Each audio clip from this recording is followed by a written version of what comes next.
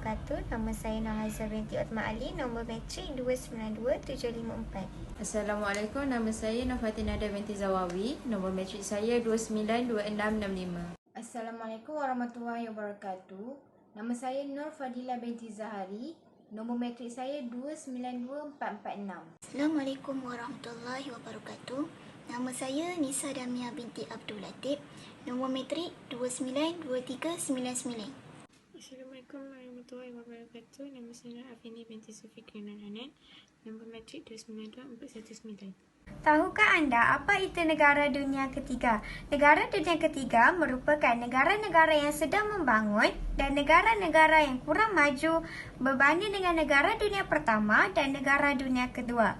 Negara dunia ketiga ini kurang maju dari aspek ekonomi, sosial dan infrastruktur. Malaysia merupakan contoh sebuah negara dunia ketiga yang telah berdaulat dan telah merdeka pada tanggal 31 Ogos 1957.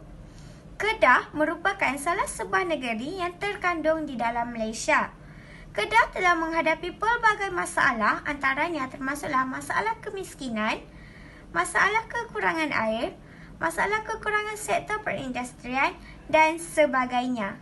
Seterusnya, saya akan menerangkan berkaitan dengan latar belakang negeri Kedah. Negeri Kedah terletak di utara semenanjung Malaysia bersepadan dengan wilayah Perlis dan Nyala di Thailand. Kedah diasaskan oleh seorang raja Hindu yang bernama Meru Mahawangsa. Pada abad ke-7 dan ke-8, Kedah berada di bawah kawalan longgar Sriwijaya dan Siam sehingga ditakluki oleh Kesultanan Melayu Melaka pada abad ke-25. Pada abad ke-17, Kedah telah diserang oleh Portugis setelah mereka menakluki Melaka dan Aceh. Sultan menyerahkan Pulau Pinang dan Seberang Perai kepada British pada akhir abad ke-18. Semasa Perang Dunia Kedua, Kedah merupakan tanah Melayu pertama yang telah diserang oleh Jepun dan diberikan kepada Thailand. Kedah menyertai Persekutuan Tanah Melayu pada tahun 1948. Gua Batu Kapur merupakan tempat tinggal dan tempat persembunyian zaman prasejarah yang terdapat di daerah Kumang Pasu, Kota Star dan Baling. Hari ini saya akan berkongsi masalah ekonomi yang terdapat di negeri Kedah. Masalah yang pertama ialah masalah kemiskinan. Terdapat 3 daerah di negeri Kedah telah disenaraikan antara 28 daerah termiskin di Malaysia, iaitu Yan, Sik dan Baling. Masalah kemiskinan ini berlaku disebabkan oleh kos sara hidup yang tinggi. Secara asasnya berkaitan dengan 2 perkara, iaitu tahap pendapatan dan taraf hidup individu. Pertumbuhan pendapatan lebih perlahan daripada inflasi menyebabkan isi rumah ni mereka lebih suka berbelanja mengikut kepuasan diri mereka sendiri. Contohnya zaman sekarang ni zaman teknologi. So mereka setiap isi rumah ni mempunyai internet dan telefon bimbit untuk menjadi keperluan untuk setiap isi rumah ni. Oleh itu, teori ekonomi Rostow ni menjadi jalan penyelesaian yang sesuai terhadap isu ekonomi di mana kerajaan negeri Kedah telah merancang program pembangunan untuk mengeluarkan masyarakat daripada dibelenggu kemiskinan. Pihak kerajaan melaksanakan program pembangunan semula kawasan Kedah dan projek ini berfokuskan kepada pembangunan bertumpu pada kawasan berhampiran dengan sepadan Thailand, Pegunungan Titiwangsa dan lain-lain. Dengan adanya projek ini telah memberi sumbangan kepada jurang pendapatan ekonomi yang lebih seimbang kepada negeri Kedah. Masalah yang kedua ialah masalah peningkatan harga barang. Peningkatan pembelanjaan disebabkan oleh perubahan dalam kuantiti dan kualiti barang. Berdasarkan tinjauan pembelanjaan isi rumah 2014, terdapat 3 komponen terbesar dalam pembelanjaan isi rumah, iaitu perumahan, makanan dan pengangkutan yang merupakan barangan asas. Apabila membincangkan isu kos sara hidup yang terlalu banyak, dakwaan tentang harga barangan yang terlalu tinggi. Oleh itu, pihak kerajaan negeri Kedah telah membuat kajian tentang menentukan sesuatu perubahan dalam pendapatan. Sekian dari saya, terima kasih. Masalah sosial yang telah dikenal pasti di Kedah ialah penagihan dadah dan pelajar pontian sekolah. Kedah mencatat kedudukan tempat kedua dalam Malaysia iaitu sebanyak 3,862 orang penagih. Hal ini akan memberi kesan yang buruk kepada komuniti masyarakat mereka itu sendiri serta memberi pandangan yang buruk kepada masyarakat luar. Kes ini berpunca daripada tahap pendidikan yang rendah dan pengaruh rakan sebaya turut menyumbang berlakunya jenayah ini. Peranan ibu bapa dalam mendidik anak-anak sejak kecil amatlah dititik beratkan agar masa depan mereka dapat dijamin dengan lebih baik. Jika pendidikan tidak diterapkan dengan lebih baik, maka mereka akan mudah terjebak dengan perkara yang tidak baik. Selain itu, pemilihan rakan ini juga penting untuk membentuk sasiar diri masyarakat, terutamanya golongan remaja. Rakan itu cerminan diri kerana pergaulan yang salah berkemungkinan boleh merosakkan kehidupan mereka. Oleh itu, seharusnya kita dapat membezakan hal yang baik dan buruk agar tidak menimbulkan masalah yang tidak diingini.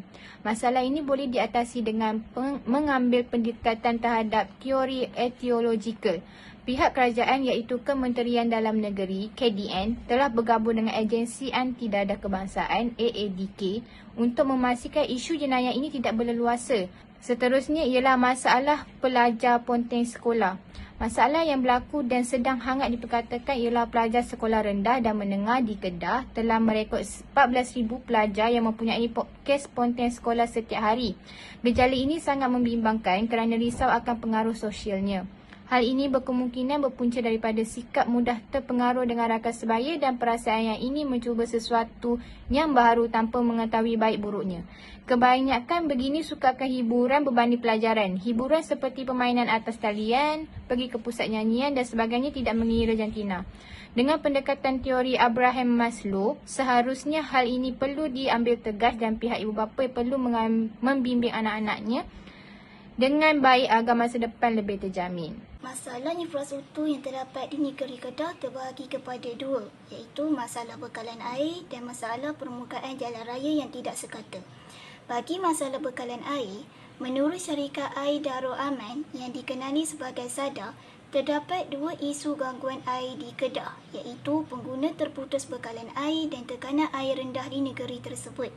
Jumlah peratusan pengguna berdepan masalah bekalan air hanyalah 0.35% sahaja daripada 635,000 akuan berdaftar.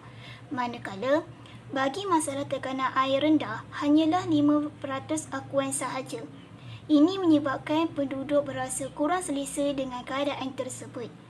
Bagi permukaan jalan raya yang tidak sekata pula, menurut Ketua Polis Kedah, terdapat 7 lokasi yang kerap berlakunya kemalangan di negeri tersebut. Antaranya kawasan Kota Setar, Kuala Muda, Balim, Kulim, Padang Terap dan Kubang Pasu. Permukaan jalan raya tak sekata ini menyebabkan kemalangan sering berlaku di negeri tersebut. Tambahan pula, lori-lori, trak-trak dan sebagainya menyebabkan jalan raya mudah berlubang, lopak dan sebagainya. Ekonomi rostum merupakan teori yang sesuai bagi membendung isu yang berkaitan dengan kemiskinan atau ekonomi yang berlaku di negeri ini kerana teori ini dapat menjamin peningkatan hasil pendapatan di dalam negeri tersebut. Hal ini kerana kelembapan dalam pengeluaran hasil ekonomi tidak selaras dengan permintaan pasaran merupakan punca berlakunya masalah peningkatan harga barangan yang tidak terkawal dan inflasi dalam sekelip mata. Secara tidak langsung, cara teori ini dapat mengatasi masalah inflasi dan juga masalah kemiskinan. Teori etiologikal pula dapat dilihat daripada 3 aspek, iaitu teori moral, teori penyakit dan teori sosial budaya, di mana ia mampu mengatasi masalah penyalahgunaan dadah dalam kalangan masyarakat di negeri tersebut. Bagaimana teori ini dapat mengatasi isu sosial yang berlaku ini adalah dengan penyediaan rawatan kaunseling kepada penagih dadah dalam membantu mereka mengawal perasaan dan keinginan untuk mengambil dadah bagi dalam sesuatu masa. Seterusnya ialah teori Abraham Maslow, di mana ia merupakan pendekatan utama untuk mengatasi isu sosial yang berlaku dalam kalangan pelajar, iaitu masalah pelajar ponteng sekolah.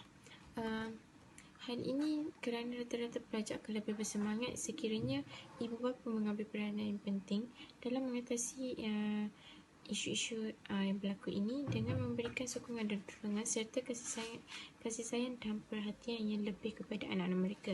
Seterusnya ialah teori pembangunan mampan yang merupakan idea untuk memperkukuhkan pembangunan ekonomi, sosial dan juga alam sekitar. Teori pembangunan mampan ini adalah penyediaan terhadap bekalan air bersih dan pengurangan aktiviti pembalakan yang boleh menyebabkan pencemaran terhadap alam. Dalam melestarikan penyelesaian terhadap isu yang berkaitan dengan jalan raya, teori ini dapat dikena pakai iaitu dengan mengurangkan masalah pencerobohan hutan dan aktiviti-aktiviti pembalakan bagi mengurangkan risiko berlakunya bencana alam yang boleh mengakibatkan kerosakan terhadap jalan raya. Undang-undang berkaitan dengan hutan dan tanah juga boleh diperketatkan dengan dilaksanakan secara meluas bagi mengelakkan masalah kerosakan jalan raya. Kesimpulannya adalah pembangunan program yang mampan memainkan peranan yang penting dalam memastikan dunia kita mengalami perubahan pembangunan yang stabil, tidak kira sama ada dalam aspek yang memberi kepentingan kepada manusia.